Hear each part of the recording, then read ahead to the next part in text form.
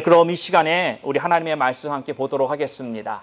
오늘은 시련을 극복한 승리라고 하는 제목으로 하나님의 말씀을 나누려고 합니다. 자, 그래요. 참 여러분들 이 시간에 제가 여러분들 얼굴을 보니까 다들 이렇게 좀 한 주간의 삶이 힘들으셨나 봐요. 예, 더워서 그러시구나. 덥기도 하고 여러분들 이제 저의 얼굴을 좀 잘 좀 봐주시기를 바랍니다. 예, 제가 이 브라운관에 나오는 요즘 뭐 아이돌하고는 손색이 조금 있지만 결코 많다고는 저는 스스로 생각하지 않습니다. 여러분들 저를 이렇게 봐주시고 뭐 잘생겼다라기보담도 여러분의 담임 목사이기 때문에 저를 좀 얼굴을 향해서 특히 웃는 얼굴, 웃는 얼굴이 저는 좋습니다. 그냥 고개 푹 숙이시고 참 한 주간의 삶이 힘들었다고 할지라도 여러분들 이 시간에는 좀 여유를 가지시고 하나님 앞에 다 내려놓고 하나님 오늘 내게 말씀해 주십시오 라고 하는 이런 심정으로 말씀을 받으면 정말 그 말씀이 여러분의 심령 가운데 심어지는 놀라운 역사가 일어날 줄로 믿습니다. 자, 그래요. 시련을 극복한 승리. 미국은 스포츠의 나라입니다. 미국에 제가 이렇게 보니까 4대 스포츠가 있습니다. 1년 내내 스포츠가 돌아갑니다.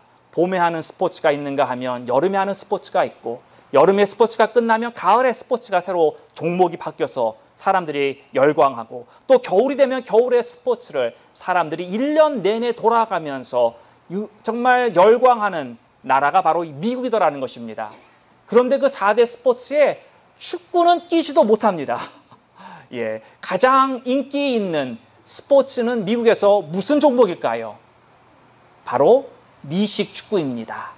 이 미식 축구를 우리가 간단하게 제가 설명을 드린다면, 왜냐하면 미식 축구를 잘 모르시는 분들이 계시기 때문인데요. 간단하게 얘기하면 땅 따먹기 게임입니다. 예, 두 팀이 있어서 한 팀이 상대편 팀의 땅을 점령하는 거예요. 그래서 본진이 있다고 할 수 있는 이 맨 뒤에 엔드존까지 치고 들어가는 팀, 누가 얼마나 다 본진까지 치고 들어가서 땅을 먹었느냐, 이것이 관건으로 가장 많은 점수를 낸 팀이 이기는 게임이 이 미식 축구입니다. 자, 그런데 이 게임을 진행하면서 가장 중요한 사람이 있으니 그 사람을 우리는 쿼터백이라고 합니다. 모든 공격이 쿼터백이라고 하는 사람으로부터 시작되고 끝이 난다고 말할 수 있습니다. 볼을 던지면 그걸 받는 사람이 받아서 땅 따먹으로 전진하고, 또한 들고 뛸 수 있는 사람에게 공을 줘서 또 들고 뛰어서 땅을 전진하며 먹을 수 있도록, 그렇게 가장 핵심적인 역할을 하고 있는 사람이 쿼터백입니다. 그러면 상대방은 그 수비를 하는 팀이니까 점수를 못 나게든 어떻게든지 막으려고 하지 않겠습니까? 보통은 패스를 받는 사람을 수비합니다. 볼을 들고 뛰는 사람을 수비를 하려고 합니다. 그런데 가장 수비력이 강한 팀은 무슨 작전을 세우느냐? 바로 쿼터백을, 모든 공격의 중심이요, 시작과 마지막이라고 말할 수 있는 그 쿼터백을 쓰러뜨리는 것, 얼마나 많이 쓰러뜨리느냐가 수비가 얼마나 강한지를 보여주고 있다라고 하는 것입니다. 여러분, 우리는 그 수비수가 쿼터백을 쓰러뜨리는 것을 쌔이라고 설명을 합니다. 이 쿼터백이 얼마나 잘 또한 지탱하고 얼마나 잘 경기를 풀어가느냐, 또한 이것이 중요할 것입니다. 오늘 이 본문의 말씀을 보면은 느헤미야라고 하는 쿼터백과 같은 역할을 감당하고 있는 예루살렘 성벽 재건을 위해서 정말 앞서 진두지휘하고 그렇게 나아가고 있는 느헤미야가 바로 상대방 진영으로부터 아주 뭐라 그럴까요? 개인적으로 이 한 사람만이 집중적인 공격을 당하는 그러한 모습이 나타나는 것이 오늘 이 본문의 말씀이다라고 하는 것입니다. 자, 이제까지 이 원수가 지금 이 예루살렘 공동체로 하여금 성벽 재건을 하지 못하도록 하는 공격의 방향은 이 공동체를 향한 공격이었다라는 거죠. 공동체 전체를 향한 공격이었어요. 그래서 그들이 제일 첫 번째로 했었던 것은 공동체를 조롱했습니다. 멸시했습니다. 너희들이 무슨 이러한 큰 사업을 감당할 수 있겠느냐? 너희들이 가진 게 무엇이냐? 뭐 이렇게 하면서 정말 팩트, 한국사로 팩트 공격, 팩트를 공격하는 거죠. 그러니까 멸시하고 조롱하고, 그래서 사람들로 하여금 실망하고 낙심하고, 그래 맞아, 우리는 성벽을 재건할 수가 없을 거야, 이렇게 빠져서 건축하지 못하도록 공동체를 위해 공동체를 공격했고, 또한 군대를 동원해서 무력 시위로 이 공동체를 공격하려고 했었다는 것입니다. 그래서 성벽 재건이 멈추게 하려고 했는데, 이제는 원수의 공격 방향이 스트래티지가 완전히 바뀝니다. 더 이상 공동체 전체를 향한 공격이 아닌 바로 이 쿼터백과 같은 역할을 하고 있는 한 사람의 리더, 이 사람을 쓰러뜨리려고 움직이고 있다라고 하는 것입니다. 이 느헤미야, 예루살렘 거주민들의 그들의 총독이요, 이 모든 일을 가능케 할 수 있도록 뒤에서 돕고 있는, 인도하고 있는 이 총독이 쓰러진다고 한다면 바로 성벽 재건도 멈출 것이다 라고 하는 사실을 너무나도 잘 알고 있었다라는 것입니다. 그래서 느헤미야를 공략하려고 오늘 본문에서 움직이고 있는 것입니다. 2절 말씀을 한번 볼까요? 산발락과 게셈이 내게 보내어 이르기를, 오라, 우리가 오노 평지 한 촌에서 서로 만나자. 이렇게 느헤미야에게 사람을 보내어 초대하는 모습을 보여주고 있습니다. 오노라고 하는 지역, 예루살렘에서 북쪽으로 20마일가량 떨어진 그 사마리아에 있는 이 산발랏과 그리고 예루살렘에 있는 느헤미야가 한 중간쯤 되는 지역에서 만나서 중립적인 지역입니다. 오노 지역에 느헤미야여, 당신이 원하는 한 장소를 거기서 정하면 우리가 갈 테니 거기서 우리 만나서 이야기를 합시다, 대화합시다, 이렇게 말하고 있는 것입니다. 이제까지는요, 산발락과 느헤미야를 보면 서로 간의 갈등이 있었습니다. 서로 간의 이윤이 있었다라는 거죠. They had their own interest that they pursued.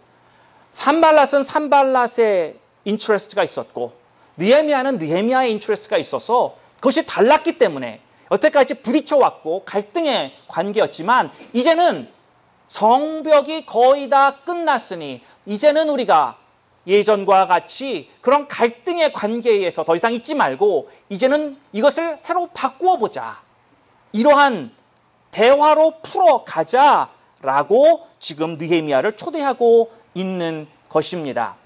성벽 재건이 거의 다 끝났습니다. 오늘 1절 말씀을 보면은 중간에 보면은 내가 성을 건축하여 그 퇴락한 곳을 남기지 아니하였다 함을 들었는데 내가 아직 성문에 문짝을 달지 못한 때라.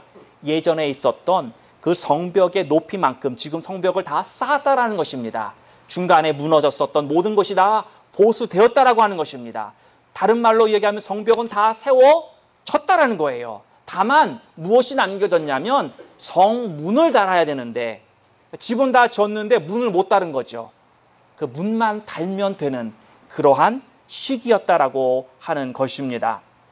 어쩌면 느헤미야는 이미 이 완공 기념 축하 피로연을 계획하고 있을 수도 있는 그런 시간이었다라고 하는 것이죠.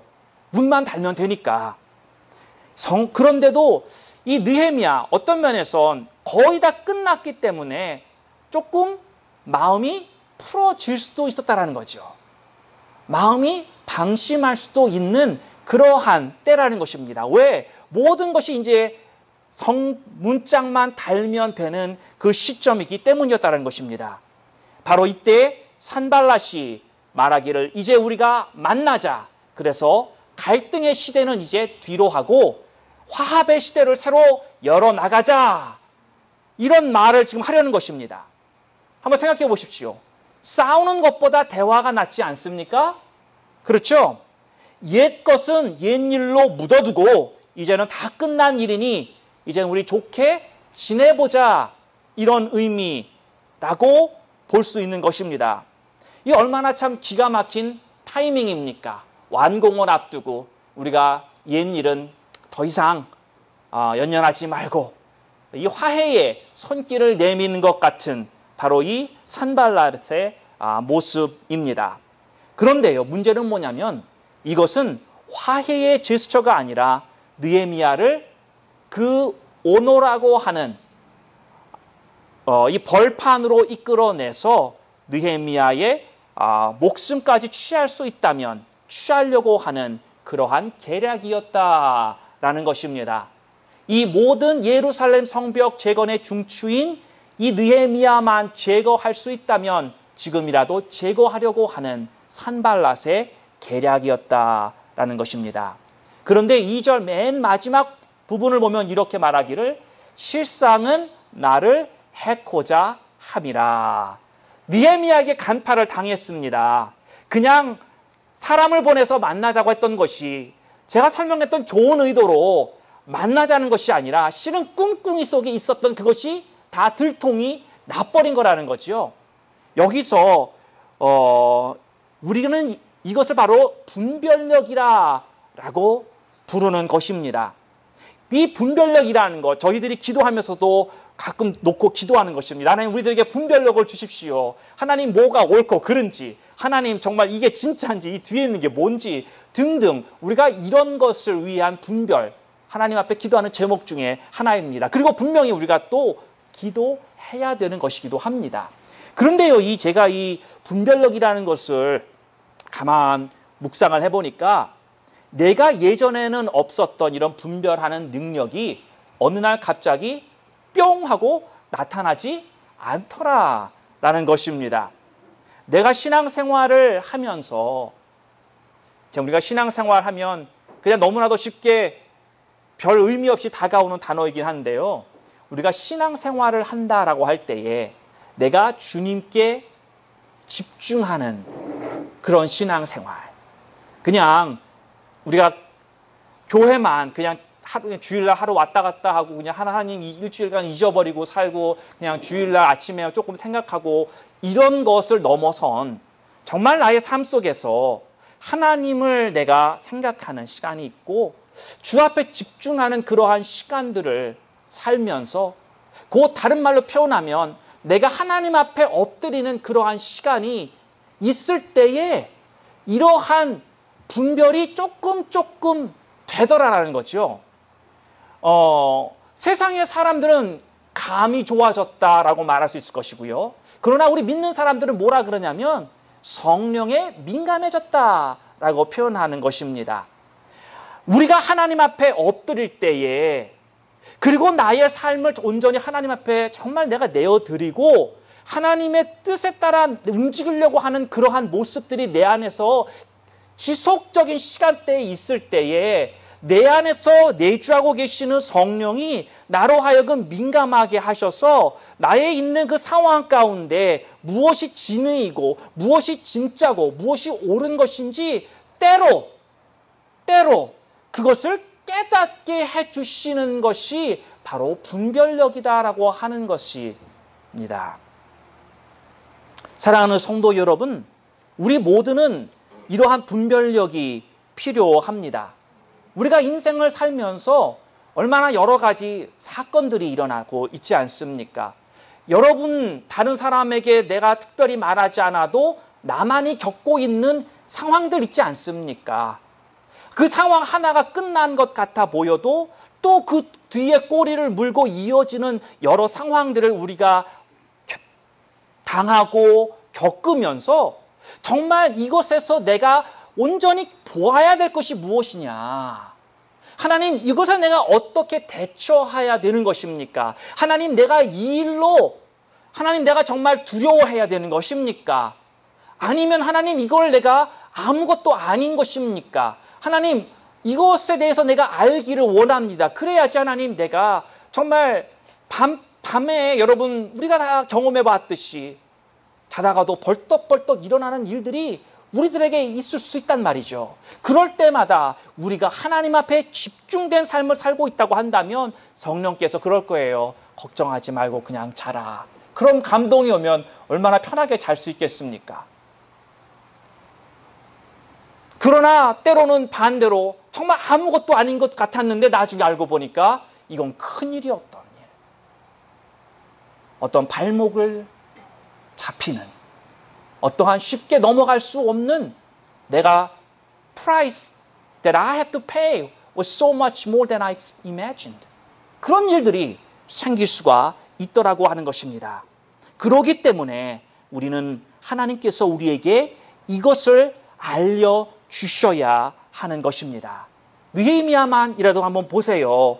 오노 평야로 나오라라고 산발랏이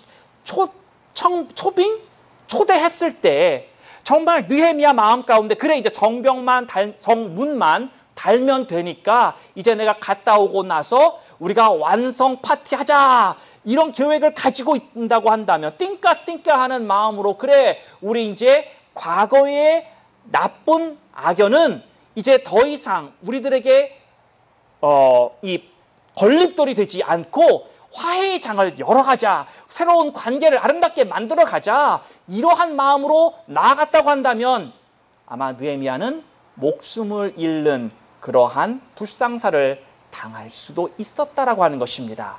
분별력 하나에 한순간에 내가 이것을 깨닫지 못한다고 한다면 크게는 나의 정말 목숨까지도 왔다 갔다 할 수 있는 일이 있을 수 있다라는 것입니다. 이러한 것은 하나님 앞에 내가 오래 엎드릴 때 가능해지는 것입니다. 하나님 앞에 내가 집중하지도 않고 기도도 안 하고 있다고 한다면 내 인생은요 그냥 보이는 대로 살 수밖에 없는 것입니다. 사람의 눈에 보이는 것은요 그냥 겉모습 뿐입니다. 여러분, 제가 여러분들 얼굴을 다 이렇게 보고 있으면 여러분의 참 아름다운 얼굴들을 보지만 그 실질적으로 여러분 가슴 속에 있는 고민과 아픔과 그런 모든 것을 다 모르죠. 그렇죠? 예. 근데 아는 것도 사실은 있어요. 있긴 있는데 많은 사람들의 삶이 그렇다는 거죠. 얼굴을 보지만 그냥 겉모습만 보는 것뿐입니다. 인생은요. 그냥 겉모습만 보는 것으로 산다고 한다면 분명히 많은 어려움이 그 안에 있을 것입니다.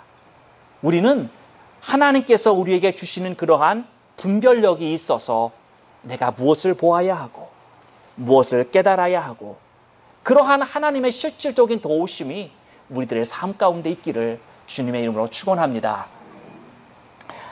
자, 느헤미야 우리가 여기에서 또 보기를 원하는 것은 믿음으로 굳게 섰던 느헤미야의 모습입니다.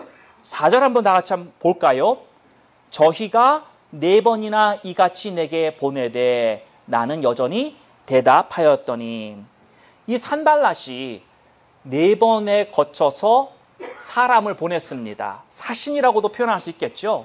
메신저를 보내서 초대장도 아주 잘 만들어서 느헤미야에게 우리 함께 만나자라고 이 오나 평야로 나오라고 촉구했지만 느헤미야는 이 4번 모두 다 거절했다라고 성경은 말씀하고 있습니다. 사람은요 인지상정입니다. 누군가가 계속해서 정중하게 나를 초대한다고 한다면 마음이 흔들리는 것이 사람의 마음일 것입니다. 그런데 느헤미야는 그 4번을 다 거절하고 흔들리지 않는 모습을 보여주고 있는 것입니다. 리더라고 하는 존재는요, 노라고 말할 수 있어야 합니다. 한국 사람은 이 문화가 정의 문화입니다. 그래서 이 오랫동안 관계 속에서 정이 들면 누가 이 정든 사람이 와서 부탁하면 이게 노하는 게 참 힘든 게 우리 한국 문화예요. 이게 꼭 나쁘다라고 말할 수는 없는 것입니다. 장단점이 다 있는 것입니다. 그런데 우리가 인생을 살다 보면은 아마 정이 참 들어서 내가 노하기가 힘들지만 그러나 노를 꼭 해야 되는 그런 케이스들이 있다라고 하는 것이죠. 그런 부담감, 힘든 마음이 있지만 우리가 신앙 생활을 하는, 주님과 동행하는 삶을 살고 하나님의 인도하심에 따라가는 성도의 삶을 살고 있다고 한다면, 우리는 분명 하나님의 뜻에 벗어난 것이라고 한다면 그것에 대해서 담대하게 노할 줄 아는 그러한 하나님의 사람들이 되어야 한다라고 하는 것입니다.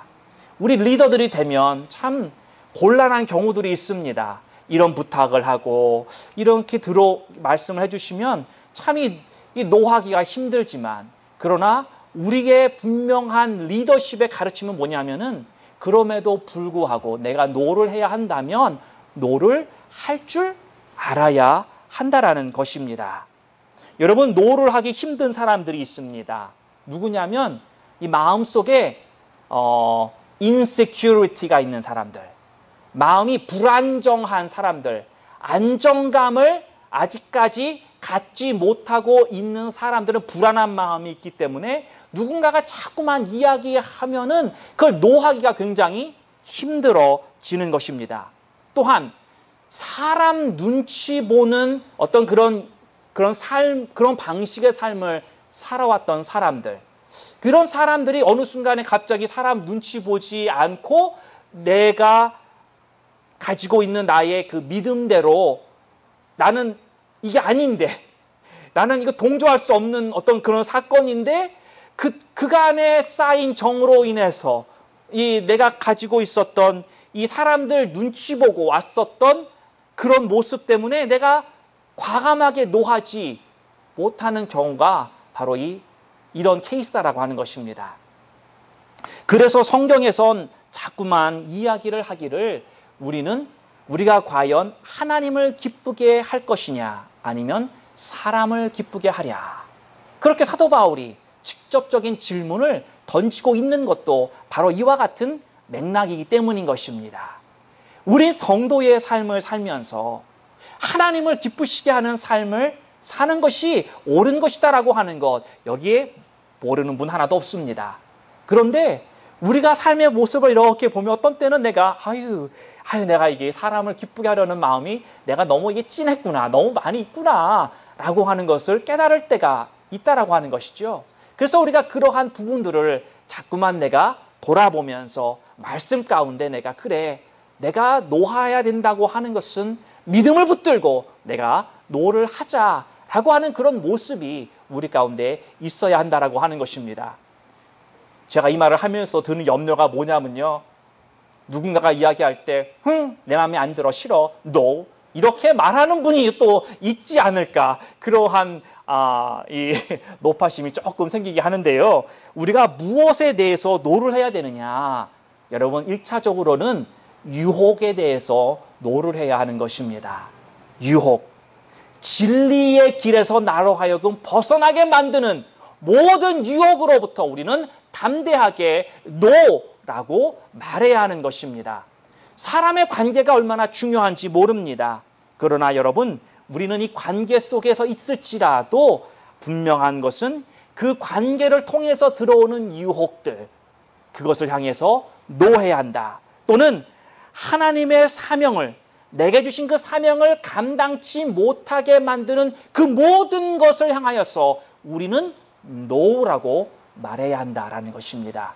다시 한번 말씀드리지만, 이것은 내가 길 가고 있는데 갑자기 저쪽 하늘에서 뚝 떨어지는 게 아니라 내가 알고 있는 여러 관계들 속에서 들어온다라는 것입니다. 산발랏이 느헤미야에게 그 관계 속에서 들어온 것처럼 여러분에게 오는 유혹들도 바로 그러한 관계 속에서 들어오는 유혹이 힘들다는 것이죠. 자, 끝까지 거절한 느헤미야, 참 이 느헤미야를 향해서 산발랏이 작전을 바꿉니다. 어떤 작전을 피냐면, 이제까지는 사람을 보내서 말로 했지만, 그러나 이제는 봉인되지 않은 편지를 보내왔습니다. 이게 우리가 좀 생각해야 될 게 뭐냐면, 봉인되지 않은 편지, 이게 무슨 의미가 있을까? 그냥 편지를 보냈는데요, 우리가 보통 편지를 우체국에 붙일 때는 편지를, 요즘도 그러시는 분 있나 모르겠어요, 혓바닥에다가 딱 쫙 해가지고 탁 붙여서 보내는 분들이 있고, 좀 똑똑하신 분들은 요즘은 테이프가 이렇게 붙어서 나오는 편지 봉투를 사서 쓰시는 분도 있을 겁니다. 그래서 테이프를 쫙 뜯고 그냥 붙이기만 하면 그런 편지 봉투들이 있는데요. 이렇게 모든 사람들이 볼 수 있도록 편지를 붙이지 않은 거예요. 봉투를 봉인하지 않은 것입니다. 자, 이게 참 고단수인 작전인데요. 모든 사람이 지금 산발랏이 느헤미야에게 보내는 편지의 내용을 다 알 수 있게끔 해야 한다는 거죠. 자, 그러면 중요한 것은 편지의 내용이 무엇이었냐? 모든 사람들이 알 수 있게끔, 다 들춰볼 수 있게끔 만들어 놓았는데, 그 내용이 무엇이었냐면 느헤미야가 반란을 일으켜 왕이 되려 하는도다. 또 성벽을 재건한 것도 그 왕이 되려고, 그리고 선지자를 세워서 그가 왕이 된다라고 하고, 그렇게 많은 사람들, 추종자를 모아서 왕이 된다.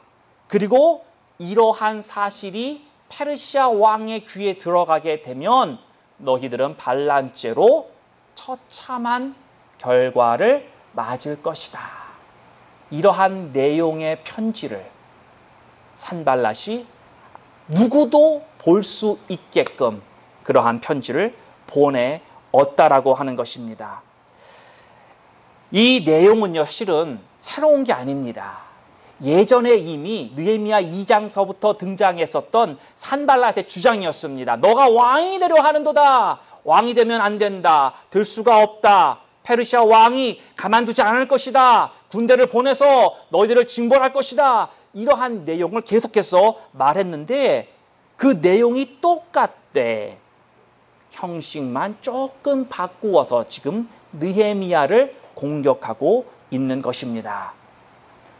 한마디로 내가 페르시아 왕에게 일러 바치겠다.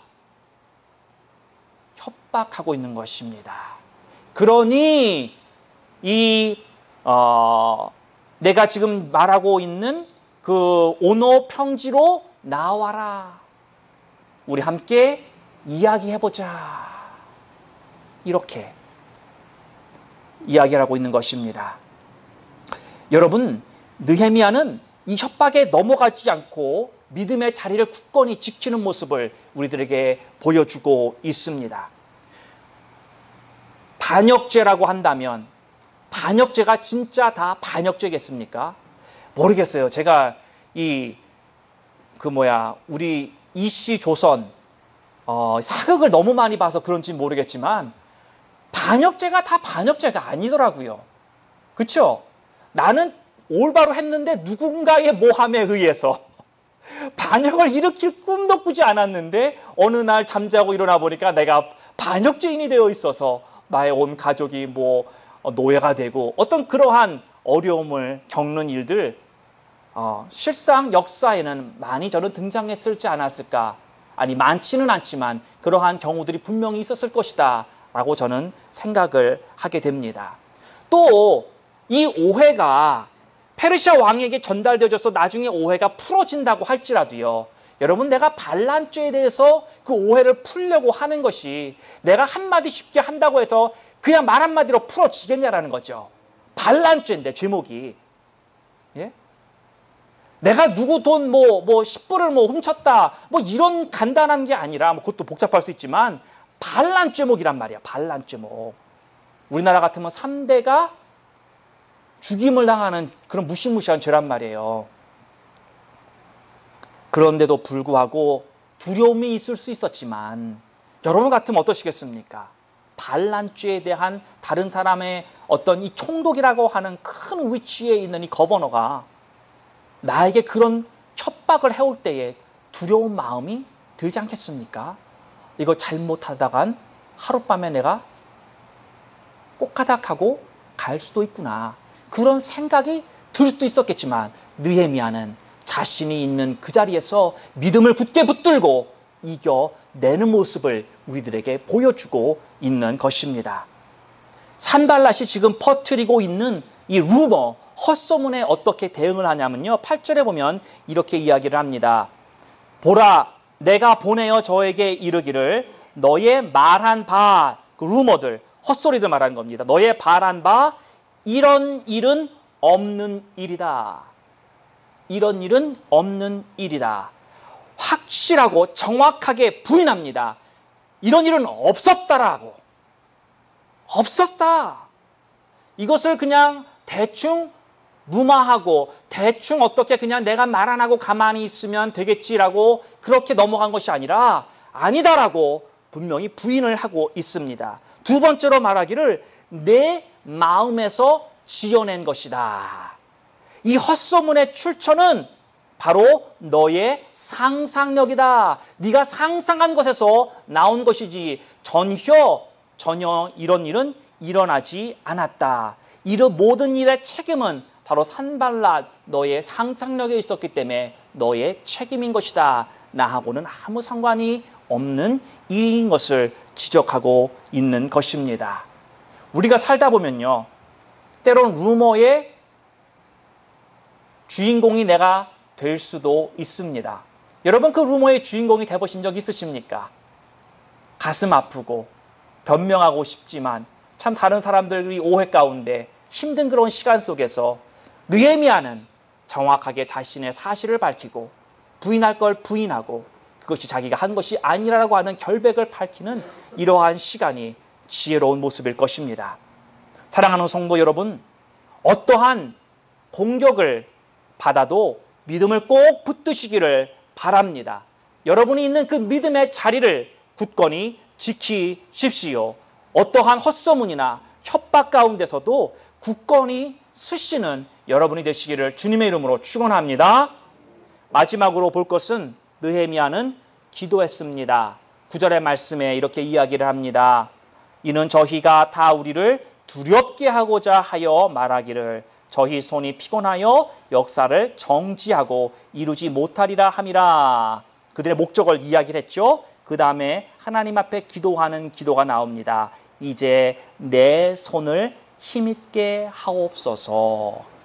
하나님 앞에 기도하는 모습을 느헤미야는 다시 한번 본문의 말씀에서 우리들에게 보여주고 있는 것입니다. 이제 내 손을 힘있게 하옵소서. 사랑하는 성도 여러분, 우리가 할 수 있는 일은 기도입니다. 이 모든 상황, 루머가 있고 협박이 들어오고 두려울 수 있는 상황 속에서 잘못하다간 나의 목숨이 끊어지는 바로 내가 콜어백이었었던 모든 성벽재건 사업을 준비하고 이끌고 있던 이 한 사람의 무너짐이 바로 모든 공동체의 무너짐이요, 이 민족의 염원이 멈춰지는 그러한 사건이 일어날 수 있음을 깨닫고 이러한 모든 상황을 바로 하나님 앞에 맡기는 모습인 것입니다. 하나님, take this over. 하나님, 이것을 하나님이 다 맡아 주시옵소서. 그리고 그것을 주 앞에 온전히 내려놓고 He's moving on, moving forward.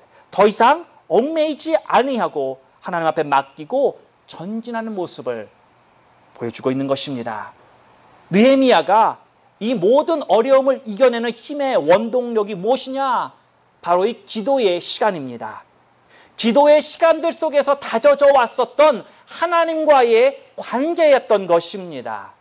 여러분, 하나님과 나와의 관계가 그냥 내가 오랫동안 신앙생활 했다고 해서 세월이 흘러가니까 자동적으로 하나님과 나와의 관계가 깊어지느냐?